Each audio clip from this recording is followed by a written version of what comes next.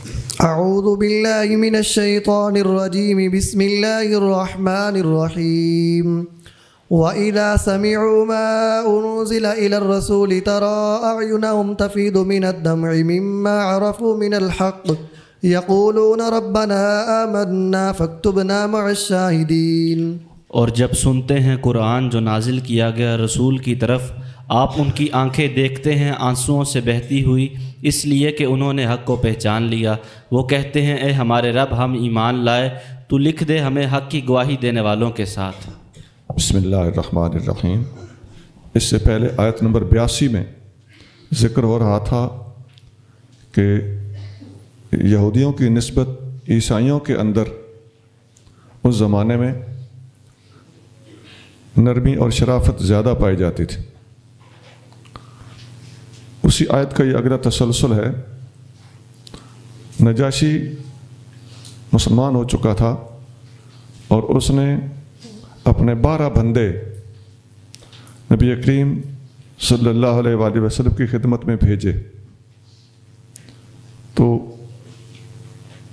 جب نبی کریم صلی اللہ علیہ وآلہ وسلم پر نازل ہونے والی آیتیں انہوں نے یہاں آ کر سنی تو ان لوگوں کا اللہ کے خوف، اللہ کی محبت اور اس کلام کی تصدیق میں جو حال ہوا، اس طرح ان کے اوپر رقت طاری ہوئی، تو اس آیت کے اندر اس کا نقشہ پیش کیا جا رہا ہے کہ جب انہوں نے سنا جو کچھ رسول صلی اللہ علیہ وآلہ وسلم پر نازل ہوا ہے تو آپ دیکھتے ہیں کہ ان کی آنکھوں میں آنسو بھر آئے ہیں، اس لیے کہ وہ حق کو پہچان رہے تھے اور کہہ رہے تھے کہ اللہ ہمیں شاہدین اور حق کو قبول کرنے والوں کے ساتھ لکھ دے۔ ابن جریر 12318۔ وَمَا لَنَا لَا نُؤْمِنُ بِاللَّهِ وَمَا جَاءَنَا مِنَ الْحَقِّ وَنَطْمَعُ أَن يُدْخِلَنَا رَبُّنَا مَعَ الْقَوْمِ الصَّالِحِينَ۔ اور ہمیں کیا ہے کہ ہم ایمان نہ لائیں اللہ پر اور اس پر جو حق ہمارے پاس آیا، اور کیوں نہ طمع کریں ہم اس بات کی کہ ہمارا رب ہمیں شامل کر دے نیک لوگوں کے ساتھ۔ یہ انہی لوگوں کا بیان ہے کہ ہم ایسا پاک کلام سن کر اور واضح تعلیمات سن کر، سابقہ کتابوں کی تصدیق و تائید سن کر، اپنے حضرت مسیح علیہ السلام کی شان اور عظمت سن کر ہم اس نبی پر اور ان کے اوپر نازل ہونے والی کتاب پر کیوں نہ ایمان لائیں۔ نجاشی خود بھی نبی کریم صلی اللہ علیہ وآلہ وسلم کی طرف راستے میں سفر کرتے ہوئے فوت ہوئے تھے، اور نبی کریم رؤوف الرحیم صلی اللہ علیہ وآلہ وسلم نے ان کی نماز جنازہ پڑھائی تھی، اور اگرچہ وہ سفر میں تھے لیکن یہ حضور صلی اللہ علیہ وسلم کا اعجاز ہے کہ ان کی میت اللہ تعالیٰ نے نبی کریم صلی اللہ علیہ وآلہ وسلم کے سامنے کر دی اور آپ نے ان کا جنازہ پڑھایا۔ چلیے جی۔ فَأَصَابَهُمُ اللَّهُ بِمَا قَالُوا جَنَّاتٍ تَجْرِي مِن تَحْتِهَا الْأَنْهَارُ خَالِدِينَ فِيهَا وَذَلِكَ جَزَاءُ الْمُحْسِنِينَ۔ تو اللہ نے ان کے اس کہنے کے بدلے میں انہیں جنتیں عطا فرمائیں جن کے نیچے نہریں جاری ہیں، وہ ان میں ہمیشہ رہیں گے، اور یہ بدلہ ہے نیکی کرنے والوں کا۔ جی آگے چلیے، آسان ہے۔ وَالَّذِينَ كَفَرُوا وَكَذَّبُوا بِآيَاتِنَا أُولَئِكَ أَصْحَابُ الْجَحِيمِ۔ اور وہ لوگ جنہوں نے کفر کیا اور ہماری آیتوں کو جھٹلایا وہ جہنمی ہیں۔ جی یہ جو ایمان لائے تھے ان کے لیے فرمایا جنات، اور وہ جو ایمان نہ لائے ان کے لیے فرمایا اصحاب الجحیم۔ چلیے۔ يا أيها الذين آمنوا لا تحرموا طيبات ما أحل الله لكم ولا تعتدوا إن الله لا يحب المعتدين۔ اے ایمان والو، تم حرام نہ ٹھہراؤ وہ پسندیدہ چیزیں جو اللہ نے تمہارے لیے حلال کی، اور حد سے نہ بڑھو، بے شک اللہ حد سے تجاوز کرنے والوں کو پسند نہیں فرماتا۔ حضرت عبداللہ بن مسعود رضی اللہ تعالیٰ عنہ فرماتے ہیں کہ ہم ایک دفعہ ایک غزوہ پر نبی کریم رؤوف الرحیم صلی اللہ علیہ وسلم کے ساتھ سفر میں تھے، تو صحابہ کرام نے اس بات کا اظہار کیا کہ ہم نے اپنے گھروں سے اور بیویوں سے دور رہنا ہوتا ہے، تو ہم اپنے آپ کو خصی کر دیتے ہیں۔ تو اللہ تعالیٰ جل شانہ نے اس وقت یہ آیت نازل فرمائی کہ اس قسم کے کام نہیں بلکہ صبر کا مظاہرہ کرنا ہے، اور اپنے آپ کو خصی نہیں کرنا، اور اپنی اللہ کی دی ہوئی تخلیق کو خراب نہیں کرنا۔ یہ حدیث بخاری میں 4615 ہے۔ باقاعدہ نبی کریم صلی اللہ علیہ وسلم نے یہ آیت پڑھی کہ اے ایمان والو پاک اور حلال چیزوں کو اپنے اوپر خود حرام نہ کرو۔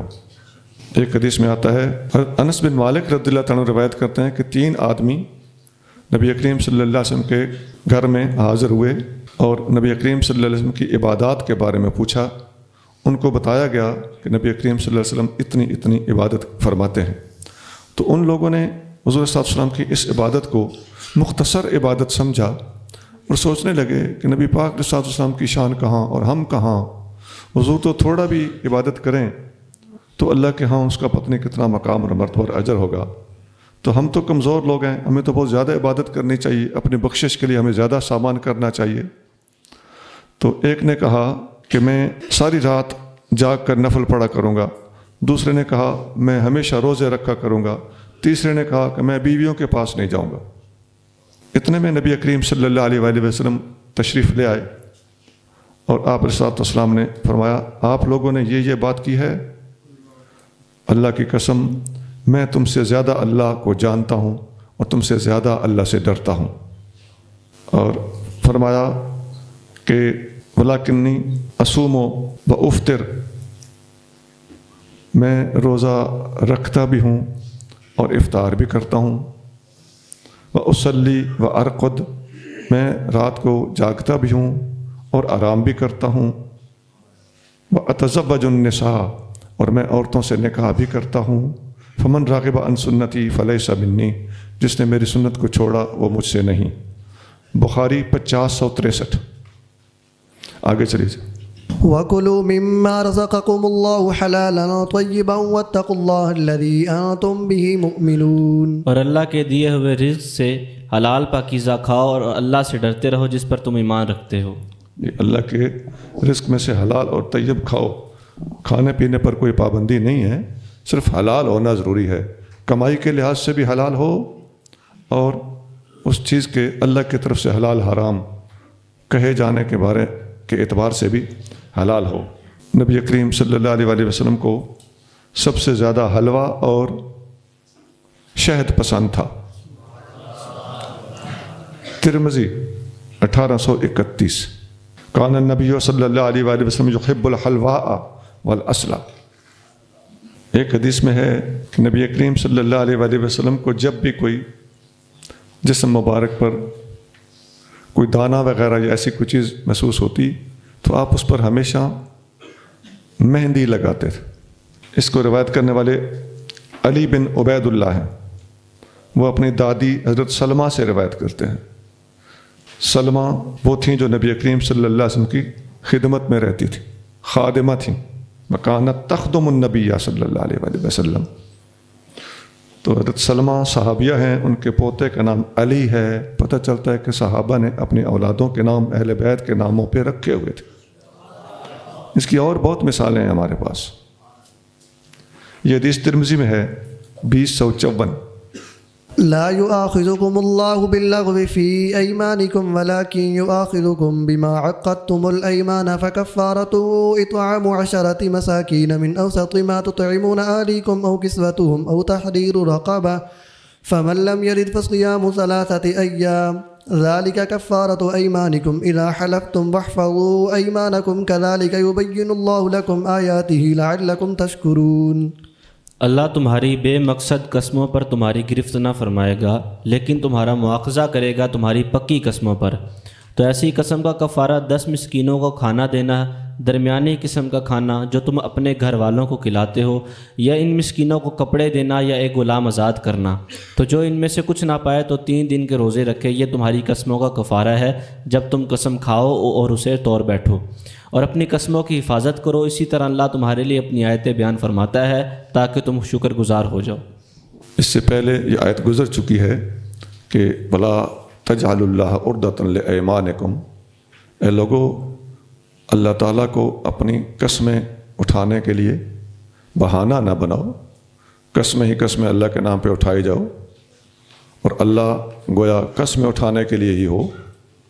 جو بندہ خواہ مخواہ قسم اٹھاتا ہے، جس کو تقیہ کلام کہتے ہیں، اس پر کوئی گرفت نہیں ہے، اسے یمین لغو کہا جاتا ہے۔ اس آیت کے اندر اس کے لیے یمین لغو یعنی لغو قسم کا لفظ استعمال ہوا ہے۔ اور اگر کوئی پختہ قسم اٹھائے، ارادتاً قسم اٹھائے، بعد میں اس پر واضح ہو کہ یہ قسم توڑ دینی چاہیے، میں نے غلطی کی، کسی ایسی چیز کی قسم اٹھا بیٹھا ہوں جو میں نہیں نبھا سکتا یا نہیں نبھانی چاہیے شرعی طور پر، تو اس کا کفارہ یہ ہے کہ یا تو 10 مسکینوں کو کھانا کھلائے، عام کھانا، درمیانہ کھانا، یا 10 مسکینوں کو کپڑے دے دے، یا غلام آزاد کر دے، یا پھر 3 روزے رکھ۔ ان 4 میں سے کوئی ایک کفارہ بھی ادا کر دے تو قسم کا گناہ ختم ہو جائے گا۔ اس پر پہلے بھی حدیثیں بیان ہو چکی ہیں کہ صحابہ کرام بلکہ خود نبی کریم صلی اللہ علیہ وآلہ وسلم قسم جب دیکھتے کہ یہ توڑ دینی چاہیے تو آپ ایسی قسم کو توڑ کر اس کا کفارہ ادا فرما دیتے تھے۔ ان میں سے ایک حدیث مسلم میں ہے 1650۔ اس حدیث کے الفاظ اس طرح ہیں: قال رسول اللہ صلی اللہ علیہ وآلہ وسلم من حلف علی یمین فرآ غیرہا خیرا منہا، جب کوئی بندہ قسم اٹھا بیٹھے اور بعد میں دیکھے کہ دوسری چیز زیادہ مناسب ہے، فلیاتہا، تو وہ دوسرا کام کر گزرے، ولیکفر عن یمینہ، اور اپنی قسم کا کفارہ ادا کر دے۔ يا أيها الذين آمنوا إنما الخمر والميسر والأنصاب والأزلام رجس من عمل الشيطان فاجتنبوه لعلكم تفلحون۔ اے ایمان والو، اس کے سوا کچھ نہیں کہ شراب اور جوا اور بت اور جوئے کے تیر سب ناپاک ہیں، شیطانی کاموں سے ہیں، تو تم ان سے بچو تاکہ تم کامیاب ہو جاؤ۔ جی، یہ اس پر پہلے گفتگو گزر چکی ہے اور بہت سی حدیثیں بھی وہاں پر سنائی گئی تھیں۔ آگے چلے جی۔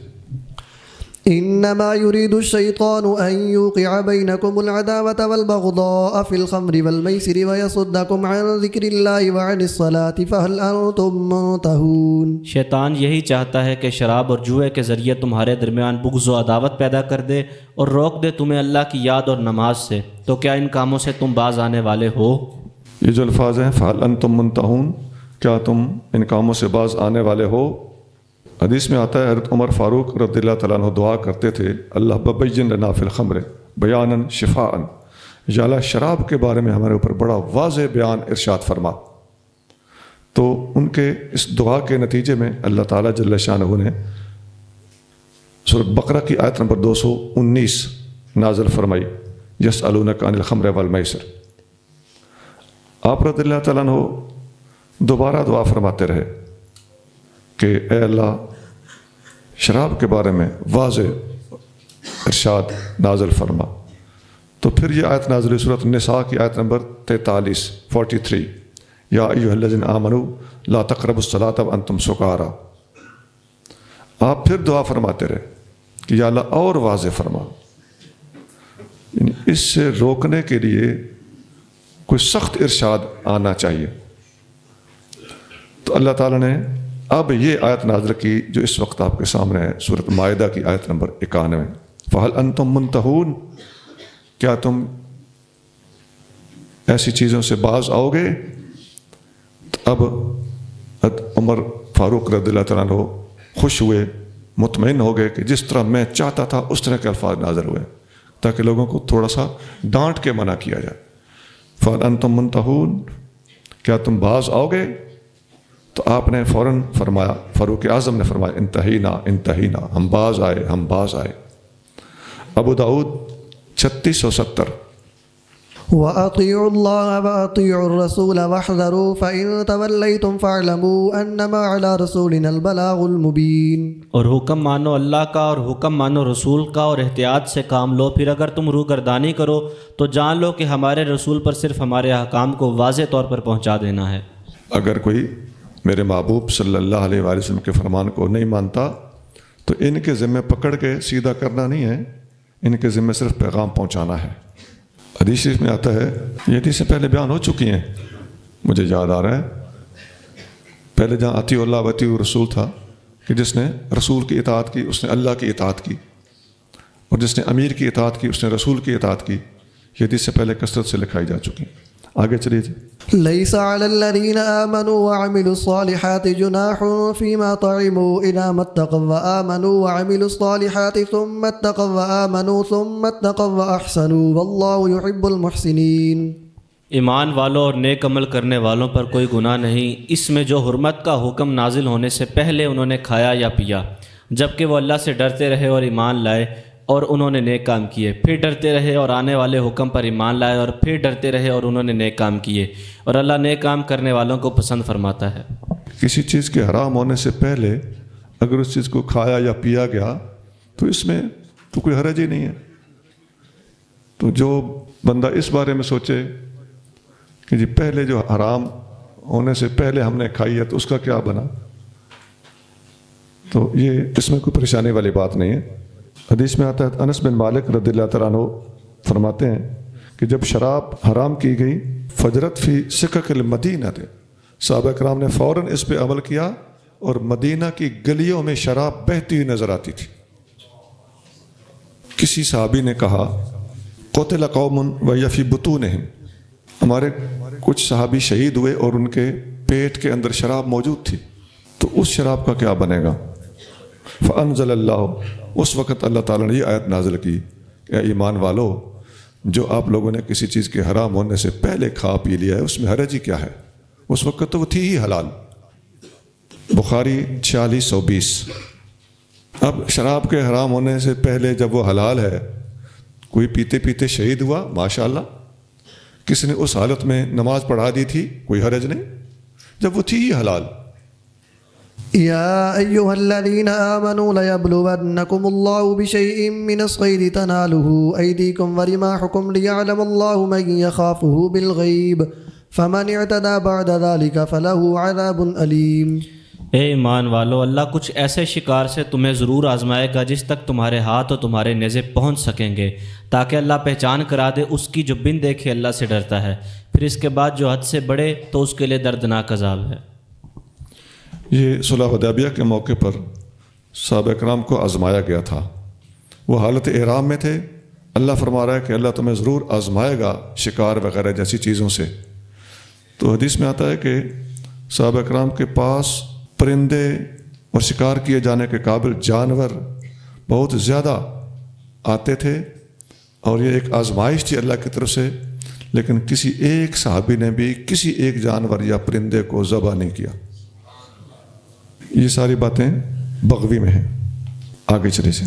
يا أيها الذين آمنوا لا تقتلوا الصيد وأنتم حرم ومن قتله منكم متعمدا فجزاء مثل ما قتل من النعم يحكم به ذوى عدل منكم هديا بالغ الكعبة أو كفارة طعام مساكين أو عدل ذلك صياما ليذوق وبال أمره عفى الله عما سلف ومن عاد فينتقم الله منه والله عزيز ذو انتقام۔ اے ایمان والو، احرام کی حالت میں تم شکار نہ مارو، اور جس نے تم میں سے جان بوجھ کر شکار مارا تو اس کا بدلہ ہے مویشیوں میں سے اسی کی مثل جو اس نے مارا۔ تم میں سے دو منصف یہ فیصلہ کریں اس حال میں کہ یہ قربانی کعبے کو پہنچنے والی ہو، یا کفارہ ہے مسکینوں کا کھانا بدلے کے جانور کی قیمت کا غلہ، ہر مسکین کو صدقہ فطر کے برابر، یا اتنے روزے جتنے وہ مسکین ہوں، تاکہ وہ اپنے کام کے وبال کا مزہ چکھے۔ اللہ نے معاف فرمایا جو گزر گیا، اور جو پھر یہ کام کرے تو اللہ اس سے بدلہ لے گا، اور اللہ بڑا غالب ہے بدلہ لینے والا۔ احرام کی حالت میں شکار کرنا منع ہے، اگر کوئی کر دے تو اس جانور کے وزن کے برابر کوئی اور جانور اس بندے کو فدیہ کے طور پہ دینا ہوگا۔ باقی اللہ تعالیٰ کی نافرمانی کرنے پر وعید پر مشتمل باتیں ہیں۔ حدیث میں آتا ہے کہ ایک دفعہ نبی کریم صلی اللہ علیہ وآلہ وسلم کو ایک جنگلی گدھا پیش کیا گیا شکار کر کے، تو وہ بالابوا، آپ ابوا کے مقام پر موجود تھے، آپ نے اس وقت احرام باندھا ہوا تھا، تو آپ نے صلی اللہ علیہ وسلم نے چونکہ وہ جانور شکار کیا ہوا تھا آپ نے وہ واپس کر دیا، تو پھر جس کو واپس کیا تھا اس کے چہرے پر پریشانی کے آثار دیکھ کر اسے مطمئن کرنے کے لیے ارشاد فرمایا، ہم احرام میں ہیں اس لیے ہم اس کو قبول نہیں کر رہے، ورنہ قبول کر لیتے۔ بخاری 1825۔ وہ جانور پورے کا پورا پیش کیا گیا تھا، ابھی ذبح کرنا باقی تھا۔ ایک اور حدیث میں آتا ہے کہ صحابہ اکرام ایک دفعہ احرام میں تھے تو سفر کر رہے تھے، راستے میں ایک جنگلی گدھا نظر آیا۔ حضرت ابو قتادہ نے احرام نہیں باندھا ہوا تھا، باقی سب نے احرام باندھا ہوا تھا۔ صحابہ اکرام ایک دوسرے کی طرف دیکھ کے ہنسنے لگے، تو مقصد یہ تھا کہ ہم احرام میں ہیں اور ابو قتادہ احرام میں نہیں ہیں، اور ہم ان کو اشارہ بھی نہیں کر سکتے کہ شکار مارو، یہ بھی احرام کے خلاف ہے، اس لیے آپس میں ہنس پڑے۔ ابو قتادہ کہتے ہیں کہ میری نظر شکار پر پڑ گئی اور میں ان کے ہنسنے کی وجہ سمجھ گیا۔ میں نے اپنا نیزہ سنبھالا، میرا نیزہ نیچے گر چکا تھا میری سواری سے، تو میں نے ان سے کہا کہ مجھے میرا نیزہ پکڑاؤ۔ انہوں نے کہا کہ ہم نہیں پکڑائیں گے، ہم حالت احرام میں ہیں۔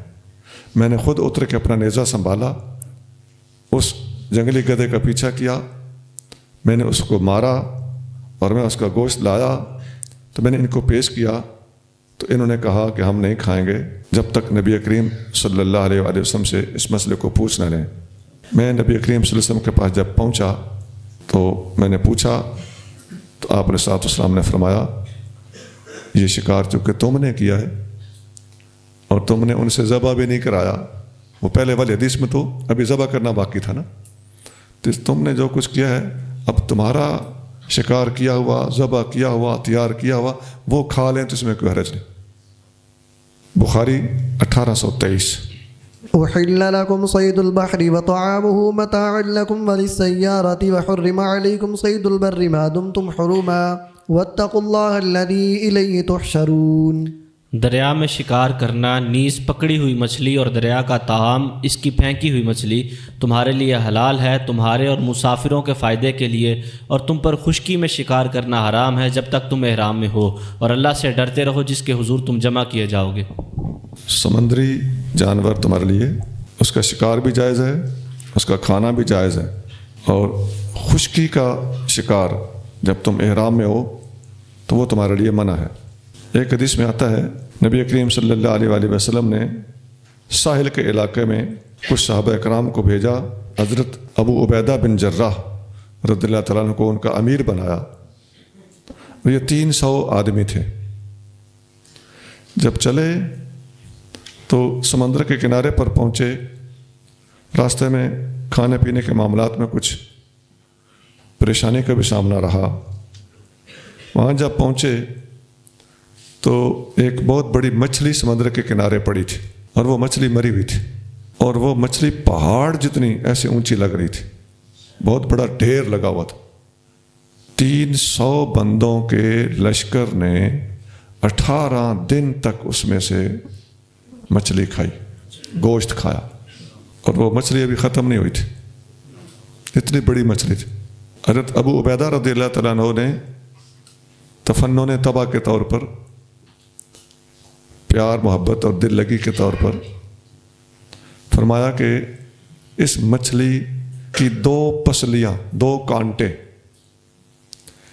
ایسے کر کے جوڑو، پل بناؤ ایسے۔ وہ جوڑے گئے تو ان کے نیچے سے لدا ہوا اونٹ گزارا گیا تو وہ گزر گیا۔ بخاری 2483۔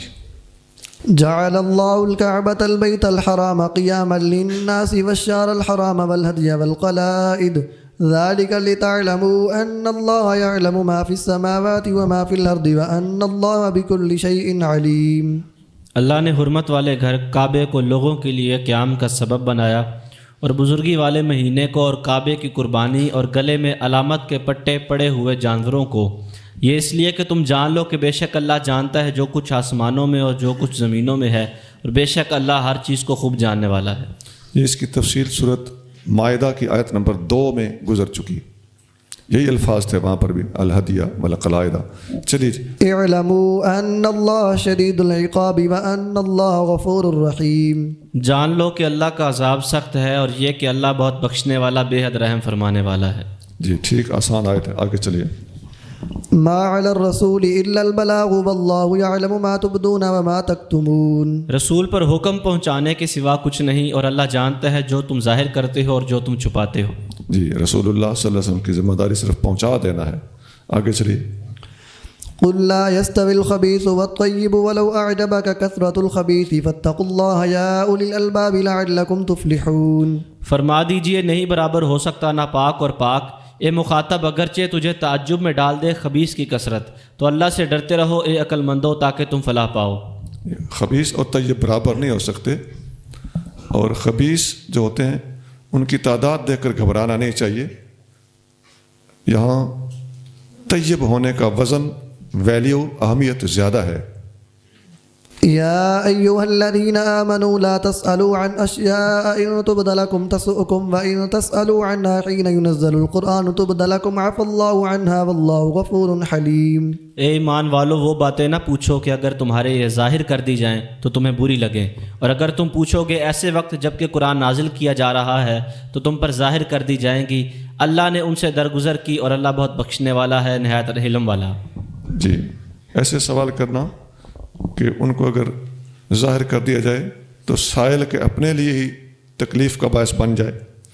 نبی کریم صلی اللہ علیہ وآلہ وسلم نے ایک دفعہ خطاب فرمایا کہ جو میں جانتا ہوں اگر آپ لوگوں کو پتہ چل جائے تو تم تھوڑا ہنسو اور زیادہ رو۔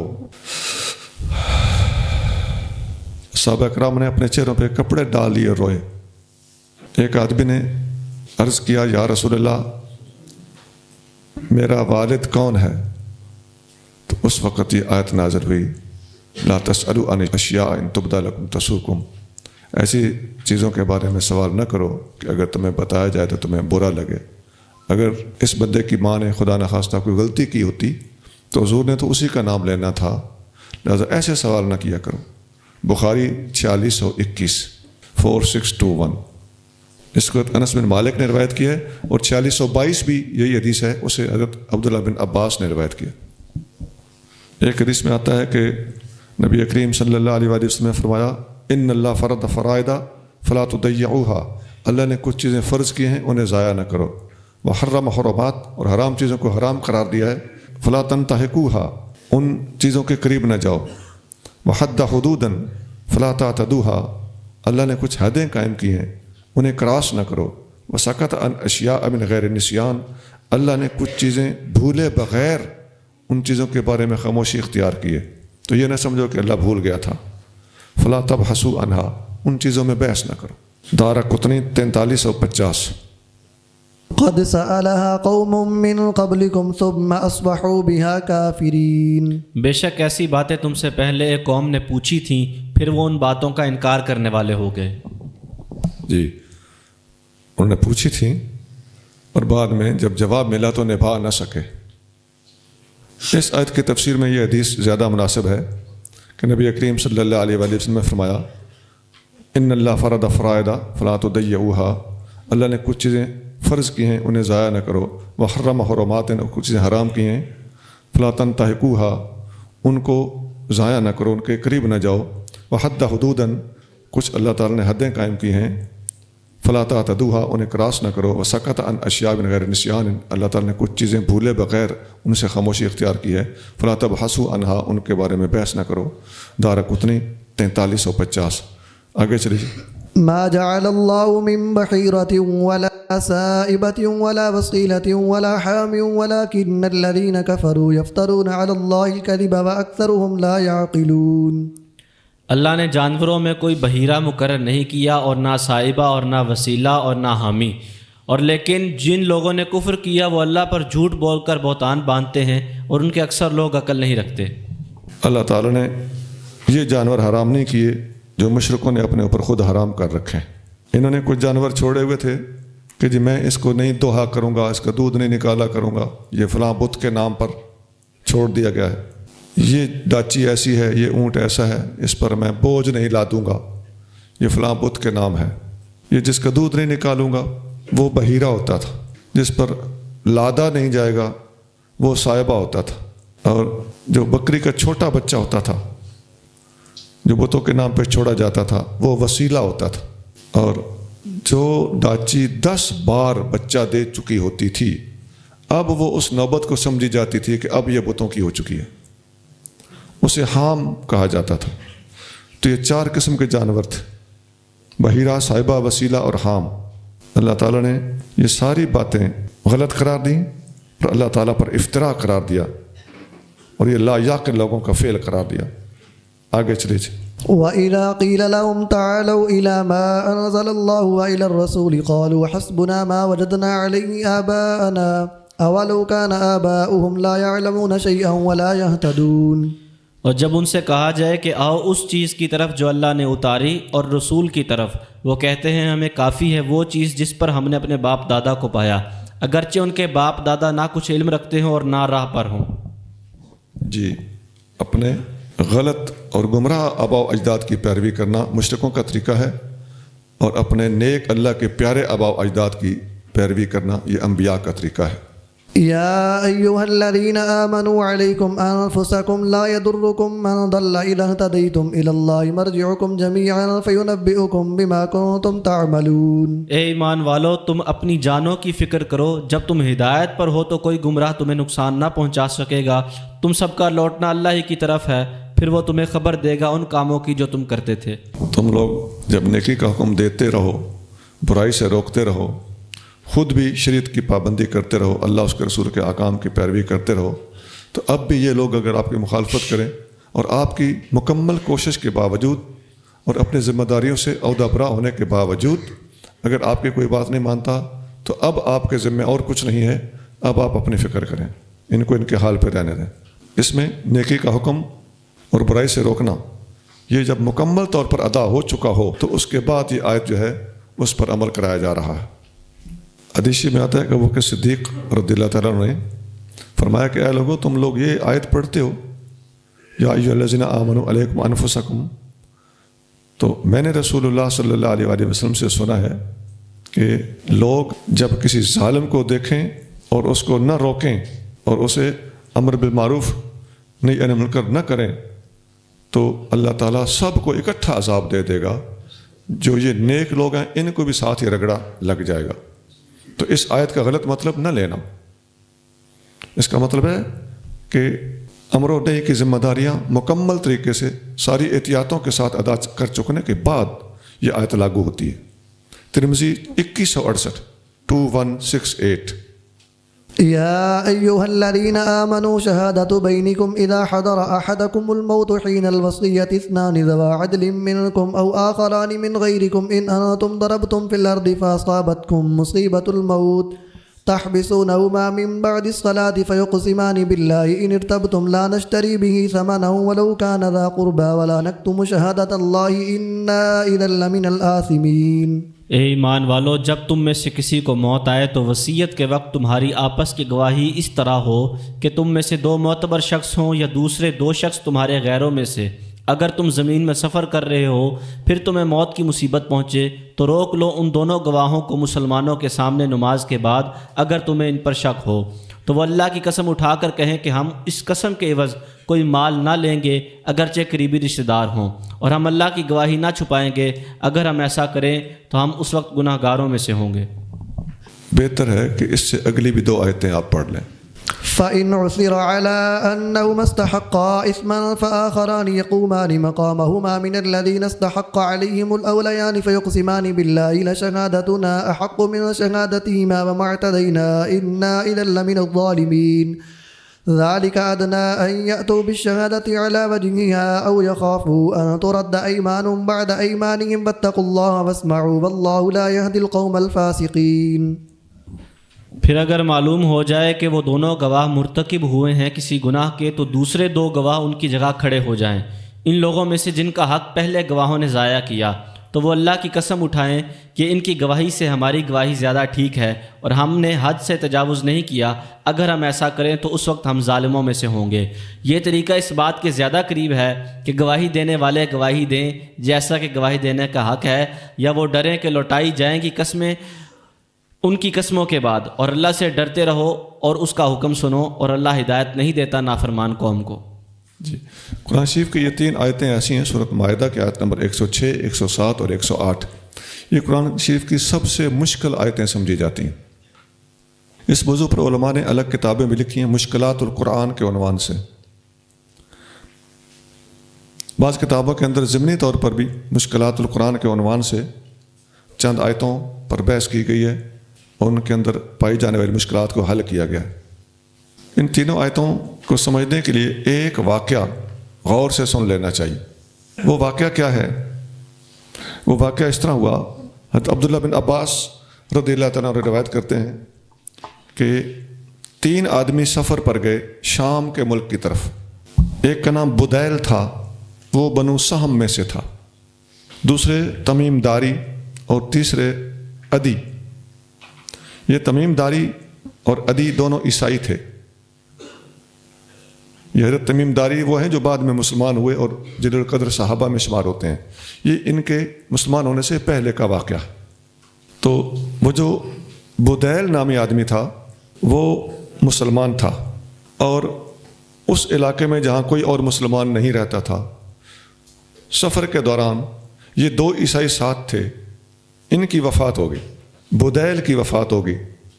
تو بدیل نے اپنے سامان میں ایک رکہ لکھا اور رکے میں اپنے سامان کی فہرست بنا کر لکھ کر سامان کے اندر کہیں رکھ دی۔ جب فوت ہو گئے تو باقی دو آدمی ان کا سامان لے کر واپس پہنچے، ان کے گھر والوں کو ان کا سامان حوالے کیا۔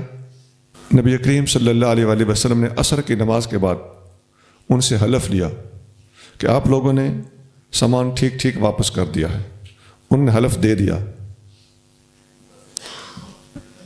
کچھ وقت کے بعد ایک چاندی کا پیالہ جس پر سونے کے نقش و نگار بنے ہوئے تھے وہ کسی سونار کے پاس بکا، تو اطلاع پہنچی میت کے وارثوں کے پاس کہ یہ پیالہ تو ہمارا ہے۔ انہوں نے اپنے گھر کا پیالہ تھا، پہچان لیا۔ اب ان کے دو گواہ نبی کریم صلی اللہ علیہ وسلم نے اب پھر لیے، ان سے بھی دو گواہ لیے، اور ان دو گواہوں سے پھر قسم لی کہ یہ پیالہ واقعی تم لوگوں کا ہے۔ اب ان دو کی قسم ان پہلے والے دو قسموں کے اوپر قابل ترجیح اور غالب قرار دی گئی، اور ان لوگوں سے اس پیالے کی قیمت جو 1000 درہم تھی وہ وصول کر لی گئی۔ اس وقت یہ آیت نازل ہوئی، یہ جو 106، 107 اور 108 تین آیتیں ہیں، یہ ان کا شان نزول ہے۔ یہ حدیث بخاری میں ہے 2780۔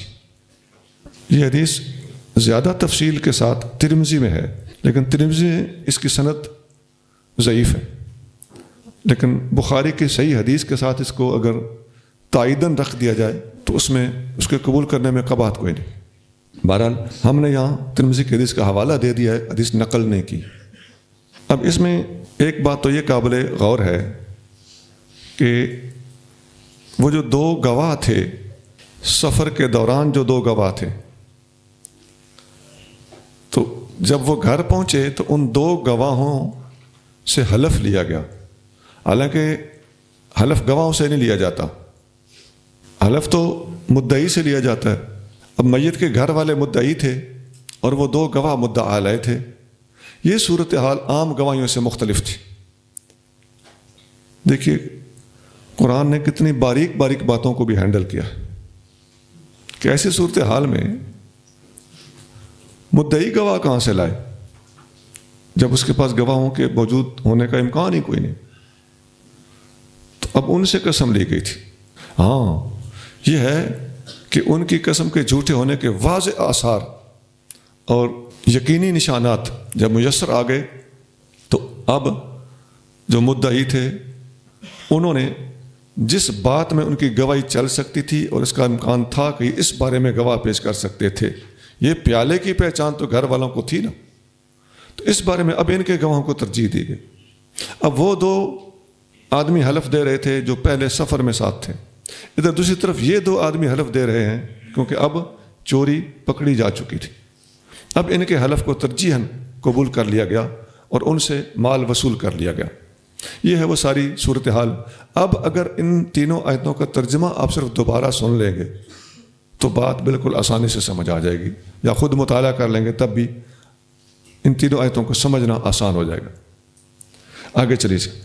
يوم يجمع الله الرسل فيقول ماذا أجبتم قالوا لا علم لنا إنك أنت علام الغيوب۔ جس دن اللہ جمع فرمائے گا رسولوں کو، پھر فرمائے گا تمہیں کیا جواب ملا؟ رسول کہیں گے ہمیں کچھ علم نہیں، بے شک تو ہی سب غیبوں کا خوب جاننے والا ہے۔ یوم، یہ قیامت کا دن ہے، جس دن اللہ تعالیٰ سارے رسولوں کو جمع کرے گا، ان سے پوچھے گا کہ آپ کو آپ کی قوموں نے کیا جواب دیا تھا، تو وہ کیا کہیں گے؟ لا علم لنا، ہمیں کچھ پتہ نہیں۔ یہ ان کا فرمانا یا اللہ کی بارگاہ میں عرض کرنا کہ ہمیں کچھ پتہ نہیں۔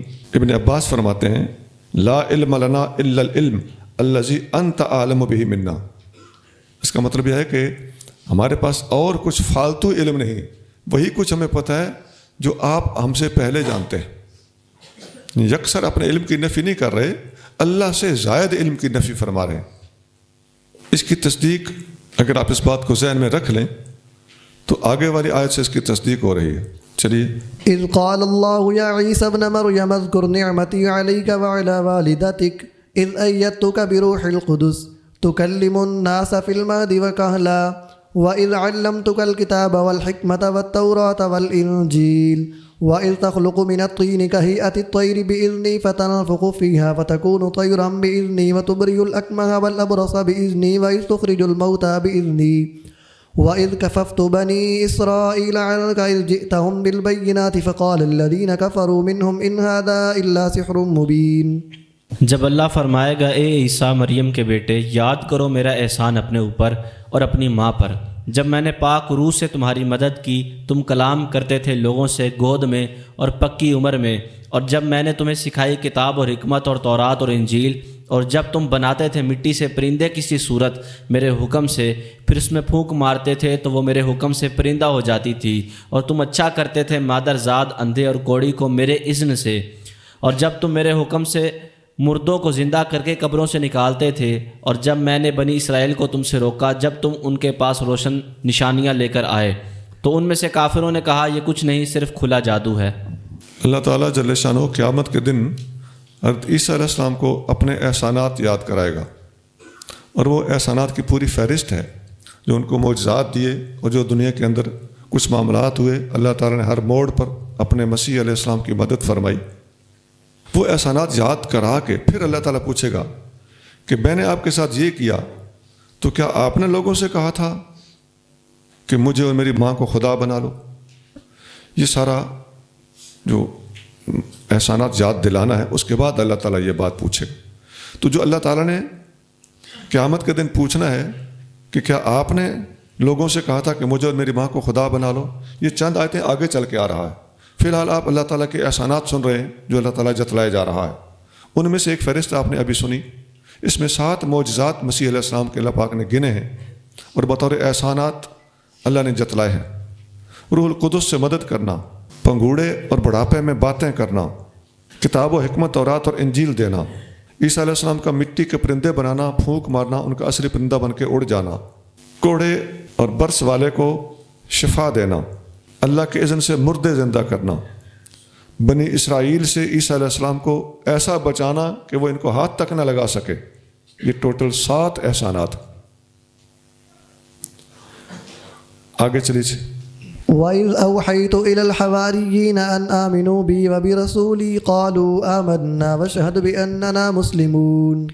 اور جب میں نے حواریوں کو الہام کیا کہ مجھ پر اور میرے رسول پر ایمان لاؤ، تو حواریوں نے کہا ہم ایمان لائے، اور اے اللہ تو گواہ ہو جا بے شک ہم مسلمان ہیں۔ یہ بھی اللہ کا احسان ہے کہ اللہ نے حواریوں کے دلوں کے اندر الہاماً یہ بات ڈال دی کہ یہ میرے مسیح کی تصدیق و تائید کریں، ان کا ساتھ دیں۔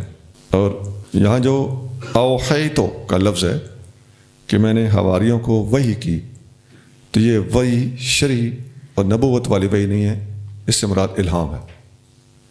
جیسا کہ موسیٰ علیہ السلام کی والدہ کی طرف وحی کا لفظ ملتا ہے، شہد کی مکھی کی طرف بھی وحی کا لفظ ملتا ہے، اور ان حواریوں کے لیے بھی یہ لفظ استعمال ہوا ہے، اور انبیاء علیہ السلام کی طرف تو وحی کا لفظ ہے ہی ہے۔ تو ان میں فرق ہے، ایک وحی لغوی ہوتی ہے اور ایک وحی شرعی ہوتی ہے۔ شرعی معنی میں وحی نبوت جو عام طور پر متعارف اور متبادر ہے، وہ اس وقت بند ہو چکی ہے، اس کے بند ہونے کا سبب ختم نبوت۔ آگے چلیے۔ إذ قال الحواريون يا عيسى ابن مريم هل يستطيع ربك أن ينزل علينا مائدة من السماء قال اتقوا الله إن كنتم مؤمنين۔ جب حواریوں نے کہا اے عیسیٰ مریم کے بیٹے، کیا تمہارا رب ایسا کر سکتا ہے کہ ہم پر آسمان سے کھانے کا ایک خوان اتارے؟ عیسیٰ نے فرمایا اللہ سے ڈرو اگر تم ایمان والے ہو۔ یہ انہوں نے مطالبہ کیا تھا کہ من و سلوہ کی طرح، من و سلوہ والا واقعہ یہود سے متعلق ہے، اور یہ آسمان سے مائدہ اتارنے کی فرمائش یہ عیسائیوں کا سوال تھا۔ آگے چلیے۔ قالوا نريد أن نأكل منها وتطمئن قلوبنا ونعلم أن قد صدقتنا ونكون عليها من الشاهدين۔ حواریوں نے کہا ہم تو یہ چاہتے ہیں کہ ہم اس سے کھائیں اور ہمارے دل مطمئن ہو جائیں اور ہم جان لیں کہ آپ نے ہم سے سچ کہا تھا اور ہم اس خوان کے نازل ہونے پر گواہی دینے والوں میں سے ہو جائیں۔ صحیح، آسان ہے، آگے چلیے۔ قال عيسى ابن مريم اللهم ربنا أنزل علينا مائدة من السماء تكون لنا عيدا لأولنا وآخرنا وآية منك وارزقنا وأنت خير الرازقين۔ عیسیٰ بن مریم نے عرض کیے ہمارے رب اتار دے آسمان سے ہم پر کھانے کا خوان، اس کے اترنے کا دن ہمارے لیے عید ہو جائے، ہمارے اگلوں اور پچھلوں کے لیے، اور تیری طرف سے نشانی، اور ہمیں رزق دے اور تو سب سے بہتر رزق دینے والا ہے۔ ان لوگوں نے جب دسترخوان آسمان سے اترنے کا مطالبہ کیا تو بالآخرت عیسیٰ علیہ السلام نے بھی اللہ سے دعا کر دی کہ اللہ ان کی فرمائش پوری کر دے۔ آگے چلیے۔ قال الله إني منزلها عليكم فمن يكفر بعد منكم فإني أعذبه عذابا لا أعذبه أحدا من العالمين۔ اللہ نے فرمایا بے شک میں اسے نازل کرتا ہوں تم پر، پھر تم میں سے جس نے اس کے بعد کفر کیا تو بے شک میں اسے وہ عذاب دوں گا جو کسی کو بھی نہ دوں گا سارے جہاں والوں میں سے۔ جی، جب اللہ تعالیٰ کی نشانیاں اور معجزات آنکھوں سے دیکھ لیے جائیں تو پھر نافرمانوں کو سزا بھی اسی طرح کی ملتی ہے۔ آگے چلیے۔ وَإِذْ قَالَ اللَّهُ يَا عِيسَى ابْنَ مَرْيَمَ أَأَنْتَ قُلْتَ لِلنَّاسِ اتَّخِذُونِي وَأُمِّيَ إِلَٰهَيْنِ مِن دُونِ اللَّهِ قَالَ سُبْحَانَكَ مَا يَكُونُ لِي أَنْ أَقُولَ مَا لَيْسَ لِي بِحَقٍّ إِن كُنتُ قُلْتُهُ فَقَدْ عَلِمْتَهُ تَعْلَمُ مَا فِي نَفْسِي وَلَا أَعْلَمُ مَا فِي نَفْسِكَ إِنَّكَ أَنْتَ عَلَّامُ الْغُيُوبِ۔ اور جب اللہ فرمائے گا اے عیسیٰ مریم کے بیٹے، کیا تم نے کہا تھا لوگوں سے کہ مجھے اور میری ماں کو دو معبود بنا لو اللہ کے سوا؟ وہ عرض کریں گے تو پاک ہے، میرے لائق نہیں کہ میں وہ بات کہوں جس کا مجھے حق نہیں۔ اگر میں نے یہ کہا ہوتا تو اسے ضرور جانتا، تو میرے دل میں چھپی ہوئی ہر بات جانتا ہے، اور جو تیرے علم میں ہے میں اسے نہیں جانتا، بے شک تو ہی سب غیبوں کا خوب جاننے والا ہے۔ میں نے اسے کہا ہوتا تو اسے ضرور جانتا ہوتا۔ یہ تھا مقصود تمام احسانات جتلانے کا۔ اب عیسائی قوم بھی سامنے کھڑی ہے، حضرت عیسیٰ علیہ السلام بھی سامنے موجود ہیں۔ اللہ تعالیٰ سب کے سامنے اپنے مسیح علیہ السلام سے سوال کر رہا ہے، میں نے یہ آپ پر احسان کیا، یہ احسان کیا، یہ احسان کیا، یہ معجزہ دیا، آپ کی یوں دعا قبول کی، حواریوں نے آپ کے ذریعے سے مجھ سے اپنی فرمائشیں پوری کرائیں اور میں نے پوری کیں، تو کیا آپ نے کہا تھا لوگوں سے کہ مجھے اور میری ماں کو اللہ کے بجائے معبود بنا لو؟ اب سوچئے، کیا جب اللہ پوچھے کہ آپ نے اپنی والدہ اور اپنی الوہیت لوگوں سے منوائی تھی، تو اس کا جواب ہاں یا نہ ہی ہے نا، میں نے کہا تھا یا میں نے نہیں کہا تھا۔ یہاں تو یہ کو نہیں بنتا کہ مجھے کو نہیں پتا، اور انداز بھی دیکھیے جواب کا۔ عیسیٰ علیہ السلام جواباً کیا عرض کر رہے ہیں اللہ کی بارگاہ میں؟ قالا، عزیز صلی اللہ علیہ وسلم نے جواب دیا، پہلے جب تمام رسولوں سے پوچھا گیا ماذا اجبتم، تو انہوں نے کیا کہا تھا؟ لا علم لنا، ہمیں آپ سے زیادہ علم نہیں۔ یہاں وہ جواب نہیں ہے، وہ جواب اور ہے، یہ جواب اور ہے، وہ سوال ہی اور تھا، یہ سوال ہی اور ہے۔ یہاں آپ فرما رہے ہیں لا علم لنا نہیں فرمایا، یہاں فرمایا سبحانک، تو پاک ہے۔ یہ لفظ کہاں بولا جاتا ہے؟ جب مخالف کو جھوٹا کرنا ہوتا ہے۔ قرآن میں آتا ہے نا قالوا اتخذ اللہ ولدا، یہ مشرک کہتے ہیں کہ اللہ کی اولاد ہے۔ سبحانہ، اگلے الفاظ کیا ہیں؟ سبحانہ، اللہ تو پاک ہے۔ یہ رد کرنے کے لیے بولا جاتا ہے۔ تو یہاں بھی فرمایا سبحانک، تو پاک ہے۔ ما یکون لی ان اقول ما لیس لی بحق، مجھے یہ حق حاصل نہیں تھا کہ میں وہ بات کرتا جو بات کہنے کا مجھے حق نہیں ہے۔ مجھے زیب نہیں دیتا تھا کہ میں ایسی بات کرتا۔ ایسی بات کہنے کا انکار ہو گیا نا۔ آپ فرما رہے ہیں کہ میں نے یہ بات ان کو نہیں کہی۔ آگے مزید وضاحت کرتے ہیں، ان کنت قلتہ، اگر میں نے یہ بات کہی ہوتی، فقد علمتہ، تو یہ آپ کے علم میں ہوتی۔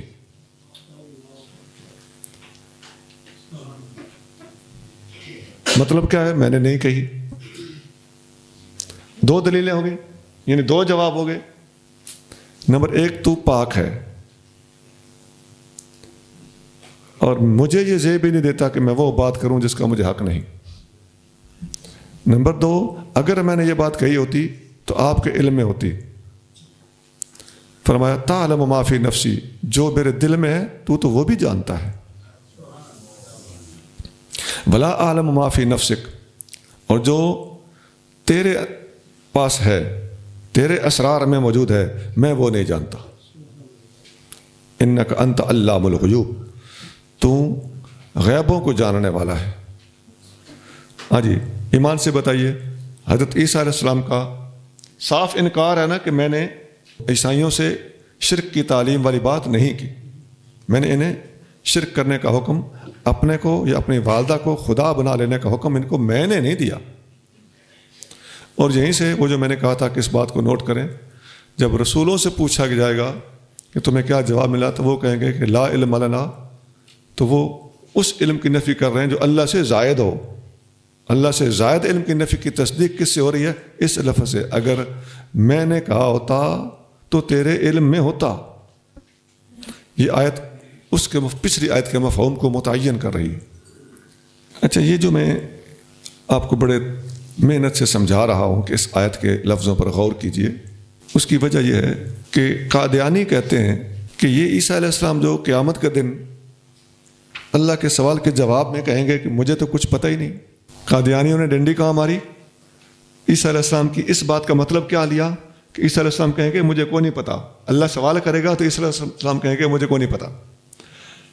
یہ مطلب بنتا ہے یہاں؟ سوال کا یہ جواب ہی نہیں ہے۔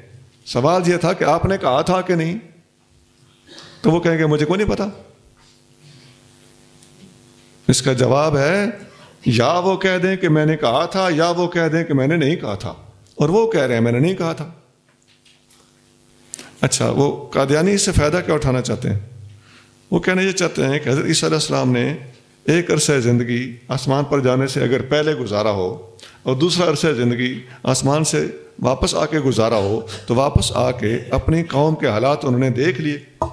انہوں نے آنکھوں سے دیکھا ہوگا واپس آ کر کہ قوم نے ان کو خدا بنایا ہوا تھا، تین میں سے ایک مانا ہوا تھا، خدا کا بیٹا بنایا ہوا تھا۔ تو جب وہ آگاہ ہو جائیں گے تو پھر قیامت کے دن کہیں کہ مجھے کوئی نہیں پتا۔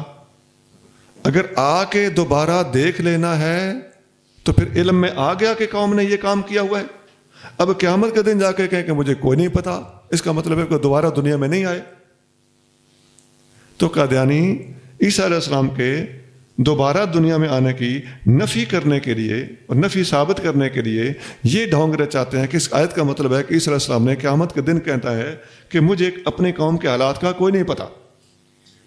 کہانی سمجھ آ گئی جی؟ تو ایمان سے بتاؤ، قرآن آپ کے سامنے ہے، اس کا یہ مطلب بنتا ہے کہ عیسیٰ علیہ السلام اپنی بے خبری ظاہر کر رہے ہیں، صاحب بتا رہے ہیں میں نے نہیں کہا، تو پاک ہے، میں وہ بات کیسے کہہ سکتا ہوں جس کا مجھے حق نہیں؟ اگر میں نے کہا ہوتا تو آپ کے علم میں ہوتا، آپ مجھ سے زیادہ علم رکھتے ہو، میرے اندر کی باتیں بھی آپ جانتے ہو، جبکہ میں آپ کے اسرار نہیں جانتا۔ بار بار، ایک بار نہیں، بار بار اپنے علم کا اس بات کر رہے ہیں اور نفی کر رہے ہیں اس بات کی کہ میں نے ان کو یہ تعلیم نہیں دی۔ یا میں نے لکھ دیا ہے یہ ساری بحث کرنے کے بعد، فما قالہ القادیانی ان المسیح نفا علمہ بحال امتہ فہو جہل۔ وہ جو قادیانی کہتے ہیں کہ مسیح علیہ السلام نے اپنی امت کے احوال سے بے خبری ظاہر کرنی ہے، تو یہ مرزا کی جہالت ہے۔ ما قلت لهم إلا ما أمرتني به أن اعبدوا الله ربي وربكم وكنت عليهم شهيدا ما دمت فيهم فلما توفيتني كنت أنت الرقيب عليهم وأنت على كل شيء شهيد۔ میں نے انہیں نہیں کہا مگر وہی جس کا تو نے مجھے حکم دیا کہ صرف اللہ کی عبادت کرو جو میرا اور تمہارا رب ہے، اور میں ان پر نگہبان تھا جب تک میں ان میں رہا۔ پھر جب تو نے مجھے اٹھا لیا تو ان پر تو ہی نگہبان تھا، اور تو ہر چیز پر نگہبان ہے۔ لو جی، مزید وضاحت آ گئی۔ میں نے انہیں یہی کہا تھا جو تو نے مجھے حکم دیا تھا، اور کیا حکم تھا؟ اللہ کی عبادت کرو جو میرا بھی رب ہے تمہارا بھی رب ہے۔ وَكُنْتُ عَلَيْهِمْ شَهِيدًا مَا دُمْتُ فِيهِمْ، میں ان لوگوں میں اس وقت تک گواہ تھا جب تک میں ان میں موجود رہا. فلما توفیتنی، جب تو نے میری توفی کر دی. اب توفی کی یہ وہ بحث ہے جو میں پہلے انی متوفی کا ورافع کا الیہ تیسرے پارے میں بیان کر کے تفصیل سے بیان کر کے آ رہا ہوں. جب تو نے میری توفی کی تھی، وہ آسمان کی طرف اٹھائے جانے والے واقعے کی طرف اشارہ کرتے ہوئے ایک لفظ استعمال کر رہے ہیں، کنت انت الرقیب علیہم، تو ان پر نگران تھا اور ان کی مانیٹرنگ آپ کر رہے تھے. وانت علی کل شیء شہید، تو ہر چیز پر گواہ ہے. حضرت عیسیٰ علیہ السلام کی توفی، اس آیت پہ ذرا غور کیجئے، آنکھیں آیت پر رکھیے. لفظ کیا ہے؟ کنت علیہم شہیدا، میں ان پر شہید اور گواہ تھا. ما دمت فیہم، جب تک میں ان میں دائم رہا، ان میں موجود رہا. اچھا، یہ موجود رہا کا لفظ بولا ہے، اور اس کے الٹ کیا بولا؟ فلما توفیتنی، جب تو نے میری توفی کی، جب تو نے مجھے. توفی کا لفظ اب دونوں طرف استعمال ہو رہا ہے. مطلب کیا ہے؟ یہ توفی کا لفظ یہاں پر دومتوں کے مقابلے پر استعمال ہوا. جب تک میں ان میں دائم تھا تو میں ان پر گواہ تھا، میں نے ان کو نہیں بگڑنے دیا. فلما توفیتنی، جب میں ان میں دائم نہ رہا، ان کے اندر موجود نہ رہا. تو یہ توفی کا لفظ اس آیت میں نے بتایا تھا نا قرآن شریف شروع کرنے سے پہلے، ایک قادیانی نہیں، ہمارے سامنے اس وقت یہ باتیں کرتے وقت پورا قرآن تھا اور پوری دنیا کفر تھی. اور حق واضح کرنے کے لیے ہم اصول تفسیر بیان کر رہے تھے کہ کسی بھی لفظ کا لفظی معنی کچھ بھی ہو، لیکن آیت کے اندر جب وہ لفظ فٹ ہوتا ہے تو وہ صورتحال اس آیت کا معنی، اس لفظ کا معنی متعین کرتی ہے. یہاں صورتحال کیا ہے؟ توفی کا لفظ کس کے مقابلے پہ آ رہا ہے؟ دم تو فیہم کے مقابلے پہ آ رہا ہے. جب تک میں ان میں دائم رہا. اس کا مقابل کیا فرمایا؟ جب تو نے میری توفی کی. اب توفی کا معنی آسمان پر جانا ہو تب بھی، توفی کا معنی بعد از نزول وفات ہو تب بھی، توفی کے لفظ دونوں کو شامل ہو. اس لیے یہ درست ہے کہ یہ دوم تو فیہم کے مقابلے پہ آ رہا. جب تک میں ان میں دائم تھا تو میں ان پر گواہ تھا. یہ میری ذمہ داری تھی، میں نے نہیں بگڑنے دیا. پہلے دنیا میں موجود تھا، یہ درست تھے. جب میں دوبارہ آیا سب مجھ پر ایمان لے آئے، پھر بھی درست ہو گئے. میری غیر موجودگی میں انہوں نے جو کچھ کیا میری ذمہ داری نہیں، مجھے پکڑ نہ فرما. اب یہ فلما توفیتنی، اس میں وہ جو آسمان پر جانے کے دلائل ہیں آپ کو 7 آیتیں پہلے لکھائی جا چکی ہیں، بر رفع اللہ الیہ کے تحت، اور وہاں پر بے شمار حدیثیں آپ کو لکھائی گئی تھی. اس پر علماء نے جو حدیثیں جمع کی تو تقریباً 100 حدیث اس موضوع پر موجود ہے. 1 2 3 4 5 6 نہیں، کتنی؟ 100 حدیث. اور یہ حدیث متواتر ہیں جن میں حضرت صلی اللہ علیہ وسلم کا رفع اور نزول جسم سمیت سب ثابت. 7 آیتیں اور 100 حدیث. ایمان والوں کے لیے تو یار ایک حدیث بھی کافی ہوتی ہے. اب سنیے، عبداللہ بن مسعود رضی اللہ تعالیٰ عنہ اس کی وضاحت کرتے ہوئے فرماتے ہیں، صحیح حدیث میں ہے. ابن مسعود فرماتے ہیں کہ نبی کریم صلی اللہ علیہ وآلہ وسلم نے فرمایا، روایت حضور سے ہے، حدیث مرفوع ہے. آقا صلی اللہ علیہ وسلم نے یہ آیت پڑھی، کنت علیہم شہیدا ما دمت فیہم. اب آقا نے اس کا ترجمہ کیا، ما کنت فیہم، ما دمت فیہم کا ترجمہ کیا ہے؟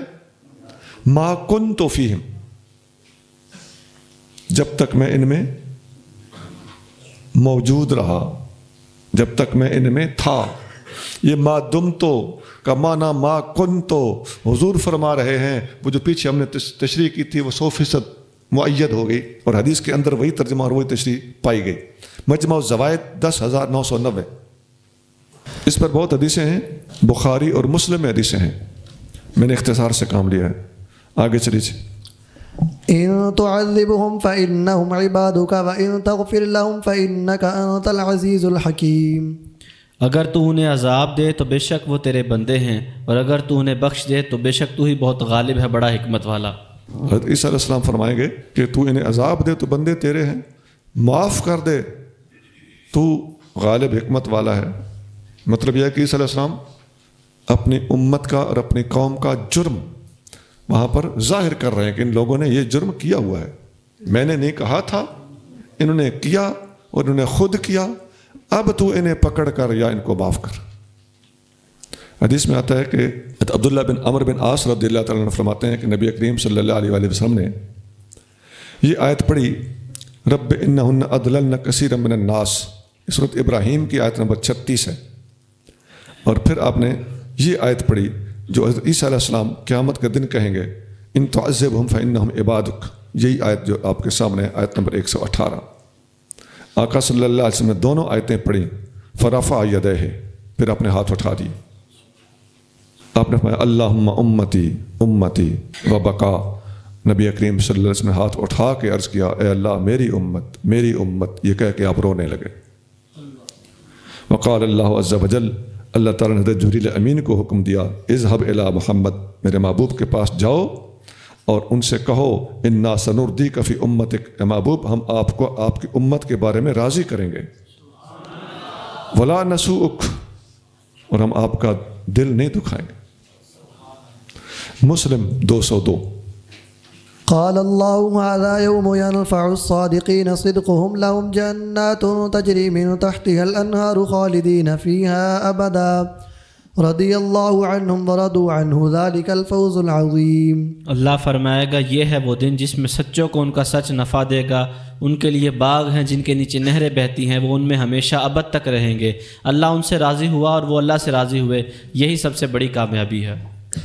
جی، قال اللہ ھذا یوم، اللہ فرمائے گا قیامت کے دن یہ وہ دن ہے جس دن سچوں کا سچ ان کے کام آئے گا۔